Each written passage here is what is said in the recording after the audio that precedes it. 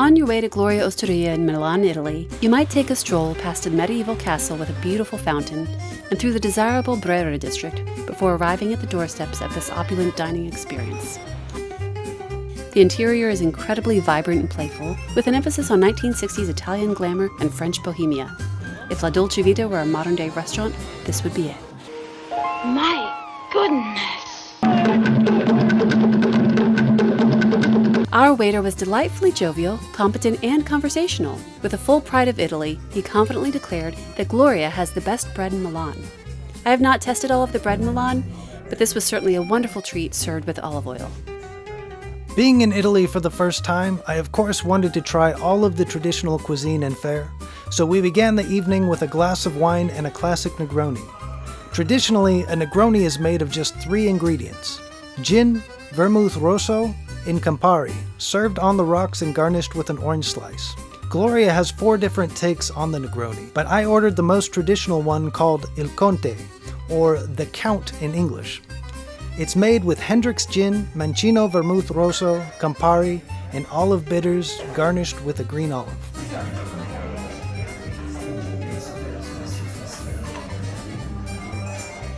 We decided to forego the appetizers and went straight to the entrees, starting with Wellington di Rombo. Rombo is the Italian name for the flatfish known as turbot. This fish is in the center of the Wellington, surrounded by a fish cake-like layer wrapped in pastry dough, all covered in beurre blanc with trout roe.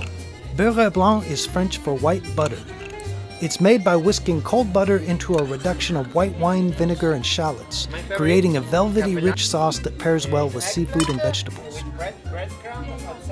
I ordered Cappalati e Ricotta e Spinachi, that is, Cappalati pasta stuffed with ricotta and spinach, covered with Parmesan fondue and spinach cream, then dusted with freshly grated Parmesan.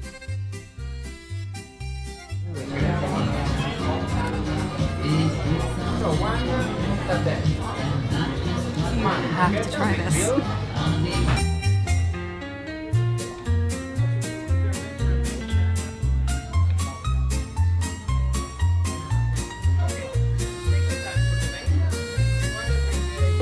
Oh my god, we have to try this. Continuing with the theme of opulence, I don't think you should dine at Gloria without indulging in their dolci. These desserts are particularly exceptional. This overly decadent dish is a profiterole filled with cool pistachio gelato and warm chocolate, then covered with even more hot, rich chocolate sauce that really takes it over the edge. Every bite pleases the senses with combinations of cool and warm creaminess, rich flavors of pistachio and chocolates, and the fluffy, balancing texture of the profiterole. The warm chocolate with the cold pistachio on the bread is delicious. This dessert is hard to pass up. However, if you can choose only one, you can't miss the icon of Gloria Osteria, their signature Tarte Citron XXL. The Tarte Citron begins with a vibrant lemon tart, which is then topped with an absurd amount of sweet marshmallowy meringue. Despite the drastic difference in volume, the flavor ratio is perfectly balanced.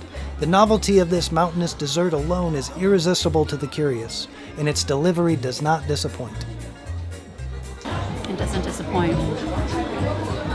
It's like a marshmallow, but sweeter and lighter, and the lemon is wonderfully potent under all that cream.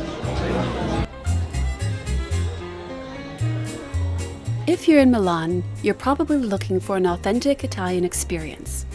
If so, it may interest you to know that Gloria Osteria is the creation of a French company, Big Mama Group, with a desire to transport people to Italy for a meal.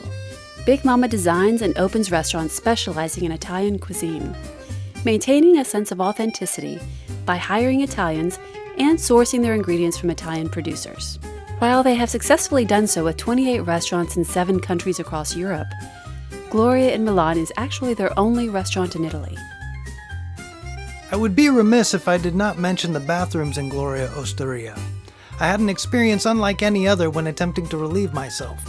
What I am about to tell you makes a lot more sense after learning that this place was designed by the French. Allons enfants de la patrie.